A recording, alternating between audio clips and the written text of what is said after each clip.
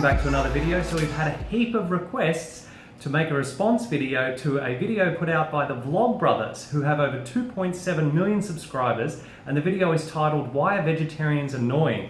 So if you haven't watched it before, here is our reaction. Interesting title, let's go.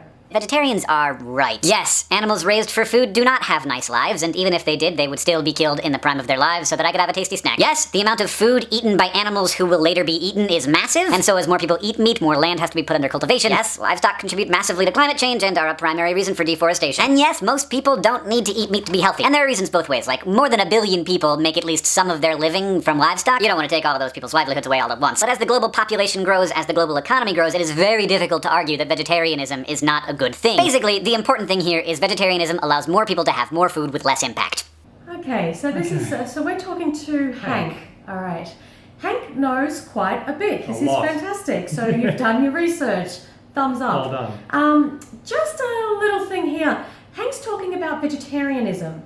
Now, vegetarians don't eat meat, they don't eat fish, they don't eat flesh, but they still eat secretions like dairy and eggs and honey. And that is a massive problem. And they also still wear leather and fur and use products that are tested on animals. So it's not a complete ethical understanding of our relationship to other animals on this planet. Whereas vegans don't eat anything from an animal, don't use any products that have been tested on animal or comes from an animal. It's a completely two different things, two different approaches to how to live and eat. So explaining that, the number one thing I think that first pops into my mind is that if you're vegetarian, you're still contributing to a whole heap of violence and suffering for the animals, destruction for the environment, and massive health problems for yourself. So we really should be looking at veganism as the baseline for dealing with these issues. Now, having said that, vegetarian is a great stepping stone. We were vegetarian for how long? 2.5 years. Yeah, before we came across the information, much of which that Hank has just relayed to us all, and then, you know, made the switch because it was the logical, rational, compassionate choice to make. Yeah, so if you have to go vegetarian first because you don't have all the information in one hit, fine, but we don't encourage people to stay vegetarian for like 5, 10, 20 years because you're still causing a great amount of suffering to animals. Baby chicks are ground up alive because they're deemed useless by the egg industry. And male dairy calves are stolen from their mothers and either killed immediately or raised for veal and killed after, you know, a short 5 or 6 weeks. You just can't have dairy and eggs without killing. So Hank makes a point that apparently over 1 billion people earn some of their livelihood from raising livestock. I'd be interested to see where that statistic came from, but let's assume for a moment that it is correct. All that would have to happen is that the product line needs to change, because if we stop raising animals to eat, well, we're going to have to eat something else, and that'll be plants, so no one actually loses their livelihood. It's just a change of product line. And secondly, we can't justify cruelty, suffering and violence and killing of animals based off the economy. If we use the same logic, take the deep south of America when slavery, human slavery, was at its peak. You couldn't say, oh, we can't abolish slavery because the slave owner's livelihood would be impacted. You know, we just wouldn't buy that anymore. And we need to take the same stance towards animal slavery. I have no recourse but to say that they are right and that I am wrong, but that I will continue eating meat because I'm the kind of person who has a hard time controlling myself, and it's hard enough not to eat a half a bag of Oreos for breakfast. First of all, Oreos can be vegan, so guess what, Hank? You can go for it. Knock yourself out. This has nothing to do with control. Just like it doesn't take you any control not to walk down the street and rape a woman, or walk down the street and murder somebody, or walk down the street and see a child and molest that child. It doesn't take any more control to not kill an animal, because violence is violence. If we took your family pet, for example, your dog or your cat, typically in Western countries, and we subjected it to the same treatment that the animals that we raise for food are subjected to, there would be universal outcry and uproar. In the West. Exactly. Because in the East, they do eat cats and dogs. Yeah. Sometimes. Yeah, I mean, we're talking confinement, rape, mutilation, torture, and the ultimate, slaughter and killing. Yeah, so what we need to start thinking about is forget what the victim looks like. Take away the face, the fur, the ears, whatever. It's a victim, it's a being, it's a living, breathing, feeling being just like you and I. Because when we don't take away the, what they look like, we are actually participating in discrimination. No different to racism, sexism, heterosexism, ageism, ableism, or any of the isms.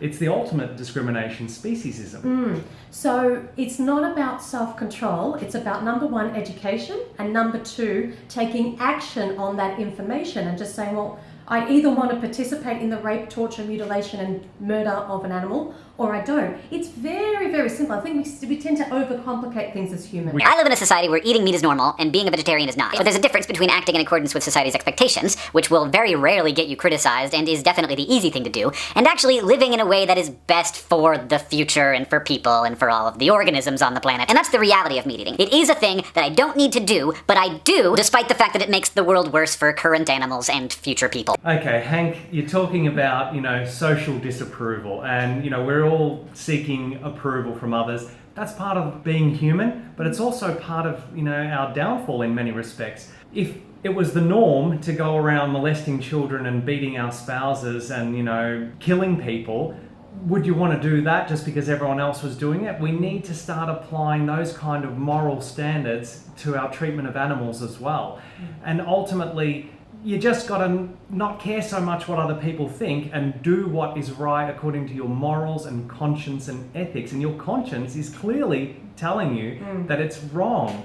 So why not be on the right side of history? I've always found it a little bit immoral that I spend money on things that are not necessary, like Coca-Cola and flying to San Francisco and that 5th ticket to The Force Awakens, when there are people dying of preventable diseases. I do those things instead of giving that money to save the children. Okay, so we understand what you're saying here, but there is a big difference, because whether you take that flight or drink that Coke or not doesn't really have a direct impact on people dying of disease. But you not eating animal foods does have a direct impact on that animal not dying. So there's a very strong link Absolutely. in this example compared to what you're talking about.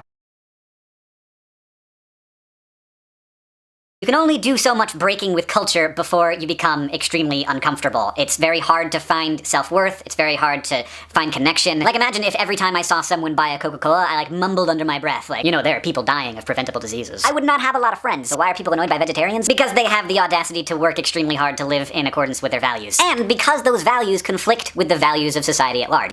Yes, once you take, because basically, we have blinkers. We walk around like this, right? And then we find out some information and the blinkers go, Yeah, the first part was vegetarianism and that part's veganism. Right? So you kind of your whole world goes, oh my God, what's going on? Everything I knew that was, normal is no longer okay. And so what happens? You go into you have to reassess things. Yeah. Now, that doesn't mean that you cut off everything in your life and everyone in your life. Some people do, a lot of people don't. It's simply about your personal evolution and how you're going to feel comfortable on your path of causing the least amount of suffering to animals, people, and the planet. And that's what it's about, isn't it? It's causing the least amount. Yes. And the definition of veganism includes the words as far as practicable and possible. And really, we do have those choices every time we go to put food in our mouths 3 times a day or more. The great thing about veganism, Hank, is that it's a growing movement. It is increasing, exponentially. And so, particularly online, social media, vegans connect with one another from all over the world, and they even get together in person in their respective local cities, or sometimes there are, international events and what have you. And it's a real form of, it is community. It is community. So the point is that you make new friends. And that's not to say that you have to get rid of your old friends and you have to, look at every time they're eating something going, he's destroying the planet. And you don't have to take that mindset.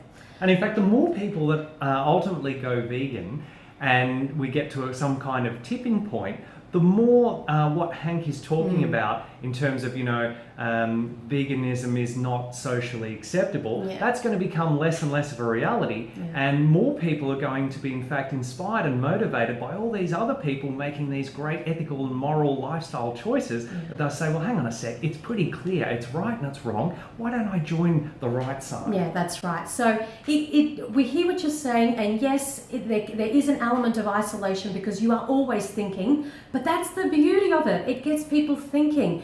The world pretty much, let's face it, is nosediving down into a very dark place. So we're either part of the solution or we're part of the problem. We need to start thinking critically. We need to start taking action, and we need to be starting to act as an inspiration for other people. Not thinking, oh, this is too hard, what are my friends going to think? I need to fit in with the mainstream, even though my conscience is telling me that it's not the right thing to do. And sometimes we just got to harden up, toughen up, get a spine, get a heart, and say, you know what, I'm going to act in accordance with my conscience, irrespective of what society tells me, you know, is popular or not. I honestly believe that we're on our way to a better, brighter future, and 200 years from now, people will think it's ridiculous that we ate meat the way that we do. Here's the reality, Hank. We're not going to make it to another 200 years if we don't make changes now, because science tells us that apparently by 2048, if we continue to fish the oceans at the rate we currently are and not allowing the fish populations to recover, there will be empty oceans by 2048. Now, given that half of the oxygen that we breathe as a species comes from these oceans, if the oceans die, we die. So if those predictions come true, we're only talking, what is it, 30 odd years away. Yeah. Plus all the ecosystems are going to be affected. So when you take out something like the oceans, I mean, that's so huge. Yeah, we tend to look at things in isolation, but everything is interconnected. It is a delicate web, and we are screwing with that web big time. We don't have 200 years. I don't think so. We have now. Literally now. I completely understand their desire to convert me and other people to their cause. Okay, so I want to pick up something here. It's not our cause, it's our collective cause. Right? It's a social justice issue. So I am thankful for you, all of you people who tell me to not eat meat, and yet I'm going to continue eating less, but not no meat, because it's easier, it's simple, I like it, and I'm not perfect. And again, Hank, if we were to change the victim in this scenario from an animal to a child, and a pedophile said, it's easy, it's simple, I like it, and I'm not perfect, we would never accept those justifications for the mistreatment to the children by the pedophile. And if you were the victim, you wouldn't accept those justifications either. So we have to learn to put ourselves in the victim's shoes. That is the only way we are going to evolve as a species and have any hope of life on this planet, for our own sakes and for the sake of every other living being.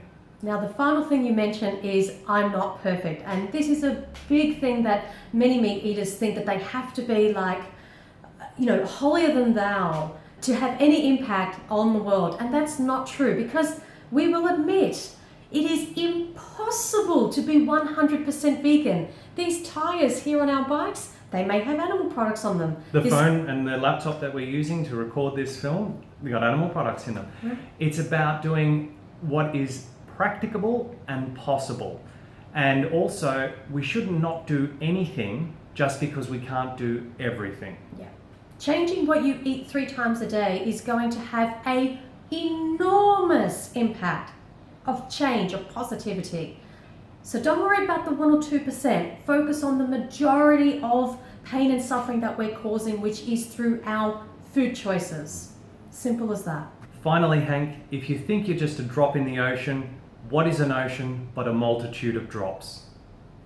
All right, so Hank, you're a smart guy. You've made a lot of connections. You know what the impact is. You've got a lot of information. And you could be a very powerful voice for veganism. Can you imagine the inspiration and motivation that you could give to your 2.7 million subscribers? Gosh, 2.7 million. What would we do with that? Ooh, don't even get us started.